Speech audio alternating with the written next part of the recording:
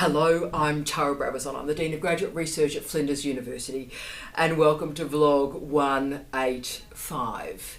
How to do a PhD by prior publication. Now, this was a tough vlog to put in place. Not only have I got this wonderful man with me for this vlog that I'll introduce you to shortly, but there are many titles I could have used for this vlog. How to insert a PhD into a successful career, how to do a PhD at a distance, how to explore your previous publications and create an argument from them.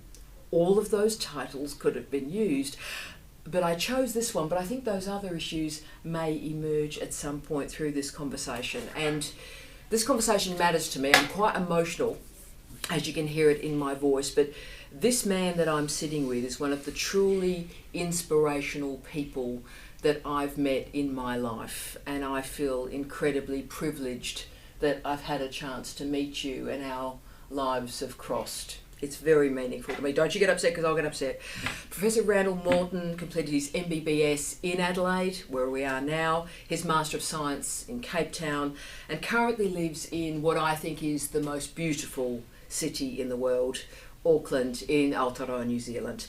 He's a surgeon with a landmark international reputation in neck surgery, head and neck surgery, with specialist capacities to work with salivary gland diseases and vocal disorders. He's held professorships at the University of Auckland and a clinical directorship at the Manukau Health Park. So that's a very short career biography. I could go on for hours with this man's expertise and his excellence. But from that incredible narrative, he decided to do a PhD at Flinders, and a PhD by prior publication at Flinders, and he graduated this week with absolutely stellar results. It has been, I don't know how we sort of met, Randall, but it's been my pleasure to work with you and meet you through this candidature. A brilliant man, a man that saves lives, a man that transforms lives, and he's spending a little bit of time with us today. How are you, mate? Better for seeing you. Better for seeing you. We got a lot to talk about, you and I. Yes, thank you. You said you didn't know how we met. I first saw you when I plugged into Flinders. Yes. And there you were, greeting new students, and I thought, wow, this woman is remarkable. On a screen. On a screen. But then we emailed, we phoned early in the morning, which was your later in the day, and we met, and it was an incredible meeting in this office. And I think we promised each other, didn't we, at that point, when you were sitting there, that we would do a vlog. And I'm glad we're here. Yes, I suppose we did promise each other. I feel a little bit sort of compressed into it, but that's all right. I'll try not to take that personally. We'll make this as painless as possible, says the historian to the surgeon. So, amidst your incredibly distinguished career, mate, and it's a great career. I don't know how you look back on this remarkable career, but from this distinguished career where you've saved lives, you decided to complete a PhD now. So why did you decide to complete a PhD, and I suppose why now, mate? Well, I've always been interested in research. It's been a passion of mine, and over time I found myself not just doing it but also supervising others doing it. Yes. And then over time I found myself looking at master's theses, and more recently in the last few years I've had some PhD theses for which I've been a co-supervisor. Yes. And I couldn't help feeling like a bit of a fraud because I didn't have a PhD. And here I am sort of making comments about other people's PhDs and helping them put it together. And I felt that I really ought to do something about that. And so it was in some ways your andragogical, your teaching, your supervisory expertise that went, this is an interesting area, and I will do one of these qualifications. And of course you're one of those truly original and extraordinary people that have this incredible array of publications, of refereed articles, and just the PhD never sort of happened. No, well, I mean, I had a full-time job, and I found I love the pursuit of knowledge. So I love to find things out, discover things for myself. So that's what kept me going. But I didn't know how to go about getting a PhD. And as I was advancing in years, the opportunities for sitting down and starting from scratch didn't seem very practical. Wow. And so that's quite inspirational. And also you didn't need to start from scratch because you have this incredible body of knowledge that you already created. Well, yes, and I thought about that. I thought, I've got enough here that I could use for a PhD, but I didn't know how to go about it. I did explore some universities that I've been associated with, and I couldn't find anything that sort of seemed to work for me. And I even looked at Flinders, and it wasn't. I didn't think I qualified from the information that was online. So it was an unusual thing to be doing, I suppose, and therefore there wasn't not a lot of attention has been paid to it from the information that you can access outside. I don't know. And the reason for that is, and again, you've transformed our practice at Flinders University. Your candidature and your and my conversations have changed how we do the PhD by prior publication. As we've talked about, mate, it's a minoritarian enrolment. So we only at any time have maybe 5 to 10 of the 1,000 PhD students we have that are enrolled in the PhD by prior publication, often from what in the old days used to be called the elite professions, so medicine and law particularly, but we're increasingly seeing them from urban planning, we're seeing them from nursing and the allied health as well. So this is an expanding area, which is why we're doing this vlog, so we can learn from your example. So it is our minoritarian enrolment option, but it is expanding. So why did you think this was the way forward? Let's do the PhD by prior publication. Well, it was serendipitous in a way because I was here at the 50th anniversary of this university, and I was an inaugural student of this university 50 years ago. And anyway, I was introduced by the Dean of Medical School at that time, Paul Worley, a lovely man. Lovely man. Hi, Paul. Lovely man. Yes. It means a lot to me that he actually introduced me at the time, and he used my CV and he said, "Man, you should be doing a PhD on this work." And I thought, "Can I do it? Can I do that?" He said, "Yes, of course." So without too much more ado, he had me in a room with a couple of other people, including Ross McKinnon. Wonderful. Hello, Ross. You're a legend, Ross. No doubt about it. Yeah. It went from there. I decided to see if I could put something together as a proposal once I had a sense that this was possible. Yeah. I hadn't really thought it was possible. And I think that's incredibly inspirational for people who have this incredible career with these publications going, right, is it possible? Yes, it absolutely is. And I mean, it's quite inspirational to see the work that you're doing. And for you, and I remember you and I had this conversation again when we were setting this stuff up about the selection of articles. So for some people, they have 8 or 9 refereed articles, and they're the 8 or 9 that they put together. They have that contextualising statement at the start, and they're the articles they've written, thanks for playing, there's your PhD by prior publication. But with you, you've written so many refereed articles through your career. How did you make the selection? How did you do the cut or the cull to say they're the publications we're going to enter? Okay, well, it's a good question, and I've got quite a few publications, and they're not all in the same arena. I've touched on different areas, and any one of them could have been appropriate to pursue, and maybe I might have had to do a little bit more work on them to make it rounded.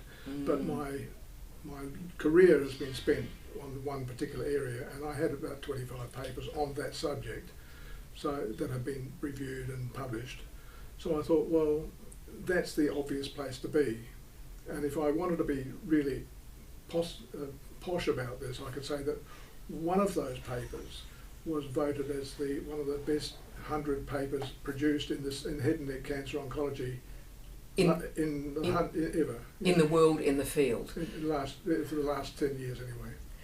So that's quite important, because this is the bit of the... And that made me think it was worth doing. I think it might be, yeah. I think that's probably a sign that it's probably worth doing.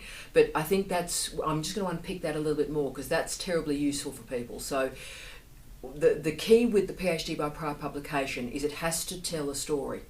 It has to, what's the story of your career? What is the original contribution to knowledge that you've made through your career? So Randall did something very clever. The articles are just stellar, they're just inspirational, but this one article is like, wow, I hope I live long enough to meet another person that's written an article like that. Wow. But what that then becomes is that's the core. That's the engine room of the PhD by prior publication. So that becomes basically the plot. So Act 3 in a Shakespearean play, if you will. And then we need the publications that go into that moment and the publications that go out of that moment, and that's your story. Is that a bit accurate? That's a fair representation of what happened. Now, not everyone's going to follow that path, of course. No. And of course, my first paper, which was in 1984, was entitled A Pilot Study on this subject. So that seemed to be a logical place to start. And then when I got to do a little bit more work, and I thought I was one of the first people to look at this particular material, and then I thought, I'll do a little historical review, and I talked about the evolution of this area of research. And I discovered that a whole lot of other people had done the work well before me, and I thought, gosh, I'm not that clever after all, really. Oh no, you are, because in some ways, yeah. But it made it. Then that meant that was my beginning, because I've got the history already written, you see, and so that made an obvious place to start. And you said, what articles do I choose? Well, they chose themselves, really, in a sense. So if you get the parameters right, what's the story you want to tell? How does that story develop? So that great point about the pilot study, you then saw the context around it, and that became the basis of your contextual statement at the start. How was this developed? But it was beautiful in that you configured this. It's the best rendering of a PPP that I've seen in terms of this is the story of the research. Thank you. Thank you. His wonderful wife is giggling with me in the corner as well, can I say? Oh! Now, and you and I, this was the conversation we had when we first met face to face. The PPP is challenging and interesting and unusual and different. What have you found the hardest part of doing this mode of doctorate? Well, knowing how to go about it, really. Yeah. I knew that people had done it before. Yes. And so I thought the best thing to do is to try to find someone who's done it and read what they've done. Yes, and have a look at it. Which I did. So Ross arranged that for me, and it was a big step in the right direction. I already had the framework of what I wanted to include and how I wanted to go through and end. Yes. But because I had the content already, as you say, the body of work was there. Yeah. But I didn't know how to make, as you say, the context, put it in context and make sense of it all. So I read one, and I thought, that's a good idea, and other stuff like that, just as I was going forward. And there were some things I thought, well, there's no way I'm going to be able to do that. My material was completely different sort of material. I mean, what the thesis that I read was about randomised clinical trials, one Yes. after another, sort of unfolding. So that tells that story, so some of them are narrative, yeah, absolutely. And each RCT led to the next one, And I mean, that was a logical progression for that particular thesis. Yeah. Which my work is all in, if you like, clinical outcomes research. Yeah.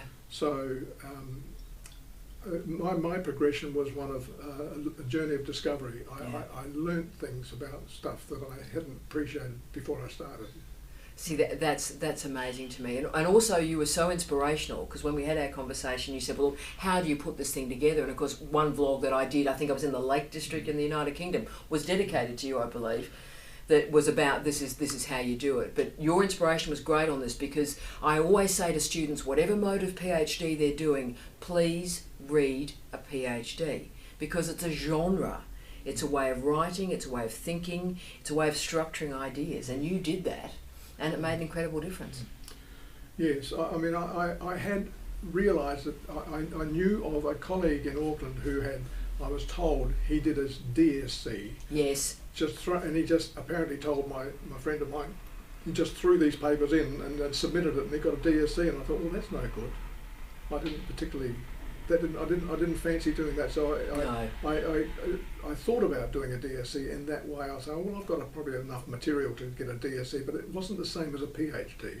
No. And there's something meaningful about this, because this is, as you've done it, and that's why it's so inspirational to me, is like, here is a life's work. And you could just sort of, there you go, bind it together, there's the life work, thanks. But your contextual statement was evocative and powerful in reflecting on that life work, telling the story of the life work and rendering it more meaningful. So this is a real, powerful, provocative and highly imaginative PhD, I think. Thank you. No, it's powerful. Now, the other question I've got of you is, you've completed this PhD from the beautiful Auckland, overlooking the ocean, you lucky man, while being enrolled in Adelaide. Tell us about the distance and how that's been managed and how you've organised it, and what you'd say to people, because 1/3 of our students live outside of South Australia. What would you recommend to them? Yes, well, I've thought about this, and I think the important thing was to ensure that you've got a relationship with your supervisor. Lovely. Or supervisors. And I had met Ross, and he was a good person and easy to talk to, and he would listen and respond. And then Ing, who is the other lovely guy, a colleague of mine, offered his services as a co-investigator, a co-supervisor, which was just wonderful for me. And they were complementary, and they played different roles. And I know they were, a few thousand miles away, but I already had developed a relationship, and we're therefore able to communicate. And you've got to have communication lines, and they've got to be well used. Yeah. And so early on, I was still feeling my way, but I knew who I was talking to, and how I should maybe talk to them. That's a stupid thing to say. No. I knew who I was talking to, and when I was unsure of what to do, I could always contact them and talk about it. So that's crucial. So right at the start, the expectations were put in place, and the communication system was clear, and the channels were open, and everything was going well. Yeah, but I was in Auckland, and Flinders University has systems and processes which are very different from where I've been. Yes. And so you've got to have someone who's not only in the place where you're going to graduate, aiming to graduate, but they've got to be someone who's got some authority there who can actually make decisions. And that's where Ross really came into his own. He's a dean of research, and I was taken by the fact that I said, well, who's going to supervise my PhD? And he said, well, that will be me. Really? I hadn't expected that in a million years. He's so proud of you. He's so proud of you. He talks about you all the time. Really? He does. He's a lovely human being. He is a lovely human being and a great scholar. You're kidding. No, I'm not, because I see him about every 3 weeks, and we talk about you a lot. And he uses you as the example of how to do a PhD by prior publication. Oh. But that personability, I think, is important, because obviously we're in the Office of Graduate Research. My staff were terribly thrilled that Randall was coming back, and he's got these great relationships with my staff. So of course Beck helped you through the submission process. Yeah. So they were great. I mean, again, I had been to this office, and they knew who I was, so it made it so much easier. And the other thing I should have said is that it's not enough to have a relationship with your supervisors. You've got to have a relationship. You have to have met and had a relationship with your supervisor's secretary, which is what happened, because I would then be able to arrange a conversation or some kind of interaction with Ross if required. Yes. Through the secretary, yes, who really knew who I was and what to expect. And see, again, the genius advice you're getting here is really, really crucial. So the professional staff members, our administrators, get the ball rolling and keep it moving. So, my wonderful staff, Lisa adores you. So Lisa is my officer out here, and she, Randall called, or Randall's calling, or hi Randall. And so Randall's been graduating this week, and so my staff going, Randall's here, and this is great. So you are known, you are cared for, and I think those, as you said, those personal relationships mean a great deal. Well, that's right, because if you're not in touch, then it becomes very daunting. Yeah, and it's just, as you said, communication systems, being clear what you need at the start and working through it. Now, last question from me. And this is, I suppose, for everyone out there, the outstanding medicos that are out there, but all the other professions that are looking at you and going, look, I've got this, maybe I can do this, maybe I can do this. What would you advise people considering doing a PhD in this mode as part of a already incredibly successful career? Well, what would I advise them? I think have a go. And it's as my wife said when we were having a conversation about this, she said, tell them it's doable. And because there was a time when I started, I didn't know really where we were heading, but it is doable. Yeah. And if I can do it at this stage of my life, then I think anyone can do it. But you got to work at it. You know, I explored the option, and I couldn't find out where to go. I found I had a relationship with this university. I had an opportunity to meet the people, and then they were so open and receptive and friendly, and it was a can-do mentality, yeah. which all helped. So I think it's about exploring the possibilities, and not everyone's going to have access to this university, but there will be other universities that will probably be able to do the same thing. My advice is to stick with it and to make room for it in your life, you know. And your whole family was involved. You know, I've often said it takes an entire family to get a PhD through. Do you agree with me on that? Totally, and there's so many people that have contributed to this work. And I had 2 pages of acknowledgements, and I could have gone for another 2 pages. Yeah. You actually got a mention. I know I did. I feel very, very lucky for that. But yeah, no, but it was your wonderful wife mattered, your family mattered. Absolutely. I mean, they were very, forgiving, and I'm going to get emotional if I keep going like this. Yes, and I will. And, if you start, I'll start. You know that we've done this before, you and I. But I mean, it takes a family. But you did everything right, mate. You got to know the university, had expectation management for your supervisors, got to know the professional staff, the administrators to care for you, and got your family all organised and ready to go. Because the PhD is a much shorter gig, so you're asking your family probably to sacrifice a bit less. Yeah, it took me a couple of years, yeah. And the writing of the context and putting it in the overall scheme of what other people have done before and since. It was a really good exercise for me, and it's well worth doing, even if you don't complete it, although you jolly well should. You shouldn't start something you can't complete.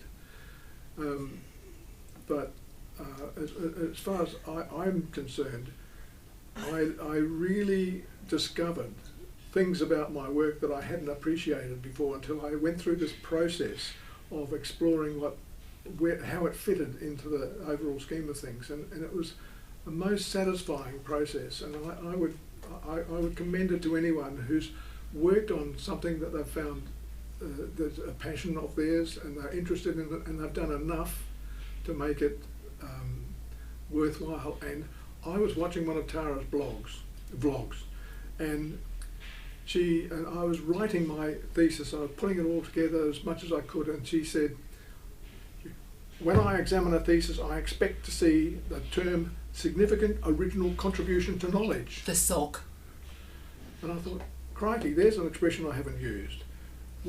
She said, I want to see my original contribution to knowledge is. And I thought, God, I haven't done that. And that forced me to review the whole thing, yeah. And look again and see how it all, what had I done? And it was a very good process to have actually had that articulated. Yeah. And then I was comfortable about doing that, because I always figured I'd done something that was worthwhile. And what's so difficult, I mean, can I say that's incredibly difficult to do. For the PhD by prior publication, that's the trick, because the work already exists. You can't change that. You can just change the contextual statement at the start. And you've got to look at this body of work and say, who am I? What have I done?